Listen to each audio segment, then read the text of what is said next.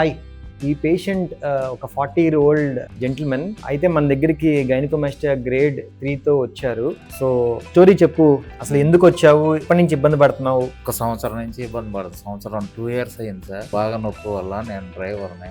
Lorry తోలుతూ ఉంటావా? Lorry తోలుతుంటే కులికి బాగా pain వస్తుంది సార్. అందువల్ల మీరు సర్జరీ చేయించుకున్నాను అనుకుని వచ్చారు.